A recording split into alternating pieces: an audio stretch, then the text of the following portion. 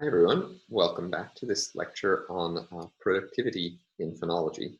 So I just introduced a distinction between different possible degrees or levels of productivity. So I want now to look at these in some of these cases in a little bit more detail. Now the first two cases, A and B, the first two possibilities, those are rules which almost always or do always regularly apply. And such instances of rules that always apply wherever they are met or always apply but only within some bounding domain, like inside a word or inside a phonological phrase. Such processes are often identifiable through transfer effects or the pronunciation of loanwords. These are processes that native speakers of a language have great difficulty turning off. And what's the consequence of this?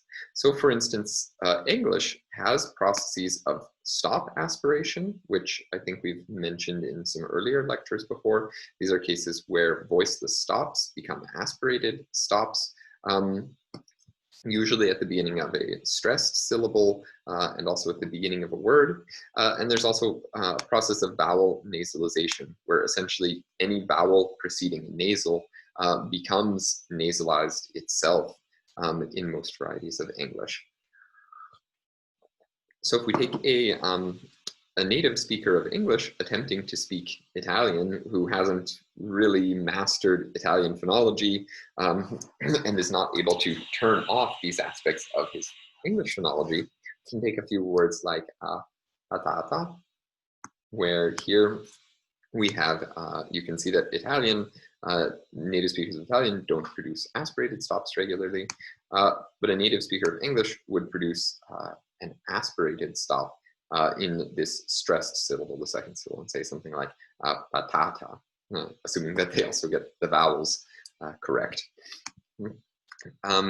In a case where we have a vowel preceding a nasal, in a word like word for hand in Italian, mano, this vowel, when produced by a native speaker of English, will tend to be more heavily nasalized, something like mano. So the difference there is subtle, but it may still, for a native speaker of Italian, listening to a native speaker of English speaking Italian, be some indication that something doesn't sound quite right.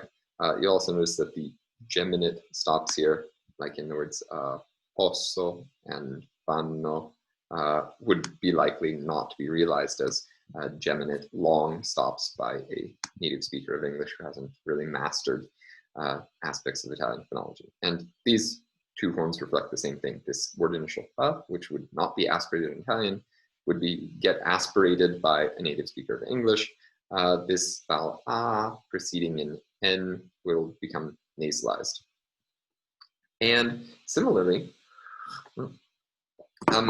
as an instance of the pronunciation of loanwords, if we look at English loanwords that have been loaned into German, here native speakers of German tend to systematically, regularly apply the process of word final obstruent devoicing, which we've discussed in previous words, to English words, and also some vowels may be adapted slightly.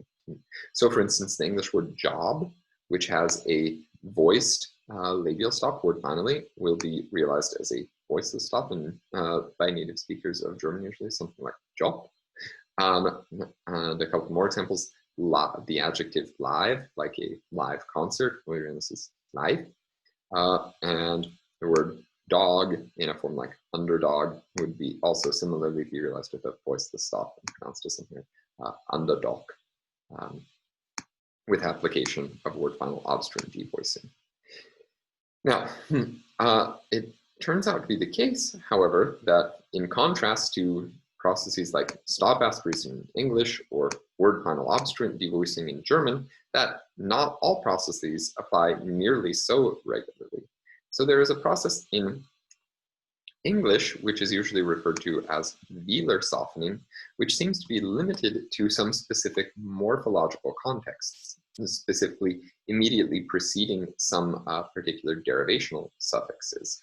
So I'll write the rule like this. It's a process whereby an underlying voiceless velar stop becomes a sibilant, voiceless coronal sibilant fricative when preceding the vowel I or the diphthong I, and the ellipses, the 3 dots here, represent the fact that there are some derivational suffixes here. And probably the conditions are something like that the velar itself, which can become an S sound, needs to be part of a suffix ik or ak, and it has to immediately precede a suffix like the abstract forming suffix ity, or the noun forming suffix ism, or the verbal suffix is. So in an experiment, well, first let's see in 7a here. Here's one example, real example, whereby a velar softening could apply in English. So we have the word achromatic to describe the quality of some music here. And if we build an abstract noun with the suffix ity here, then velar softening applies. And one says achromaticity. So achromatic with a velar stop, the suffix ik, but then achromaticity.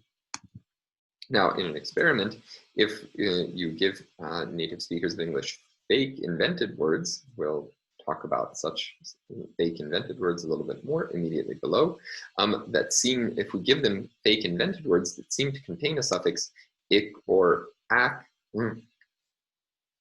and ask them to produce a new form with one of these derivational suffixes, they will apply the velar softening process.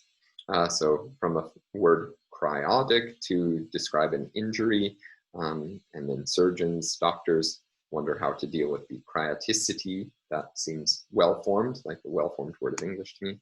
And that would be okay.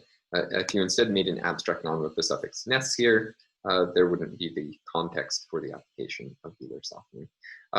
And in contrast, to show that this application of velar softening depends upon the presence of some particular derivational suffix, some particular word formation suffix in the word.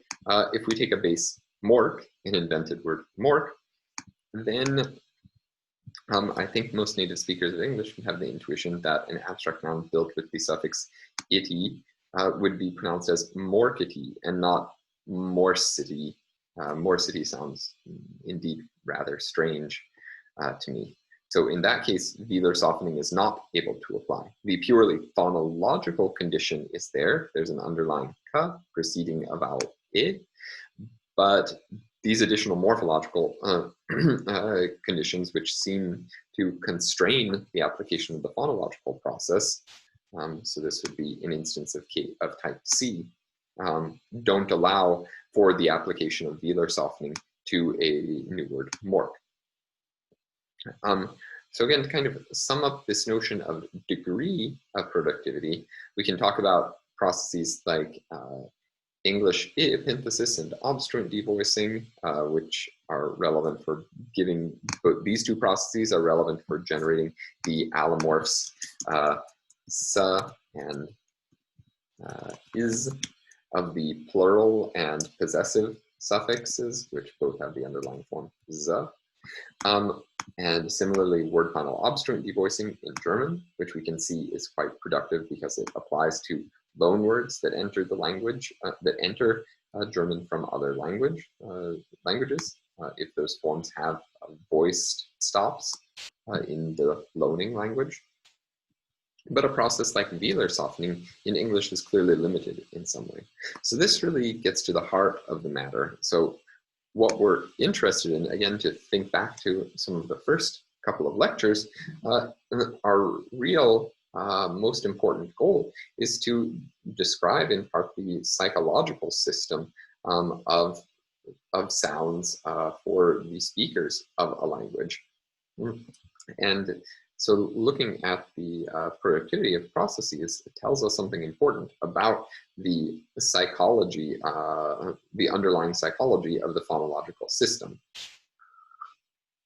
And an issue that linguists often has is that after you've acquired a certain amount of practice, you become quite good at seeing lists of words, example sentences, and inventing patterns, devising patterns in order to explain those patterns.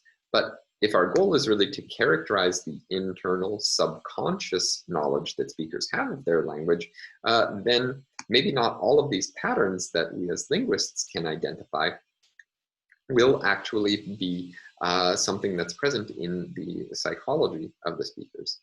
So, for instance, if a rule indeed has zero productivity, if it really never applies to any new forms, according to a rule, according to some pattern that we linguists can devise, then I think we should be really skeptical as to whether that rule has any part in the true linguistic knowledge of a native speaker.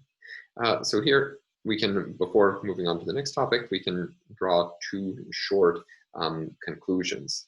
So, which we should keep in mind as you go forward and as you attempt to work as phonologists yourselves.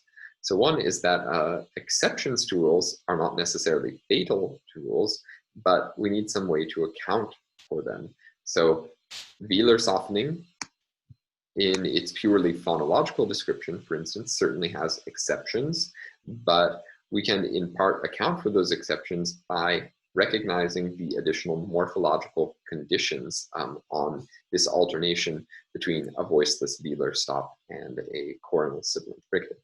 And secondly, and probably the more important point, is that if you find no evidence for the functioning of a rule, for the action of a rule outside of data that that already exists, then the psychological reality of that rule is quite doubtful. If native speakers don't apply the rule on any new words, then we should think that the rule is not really present as part of their phonological system. Okay, let's take another short break here, and when we return, we'll discuss the topic of WUG testing.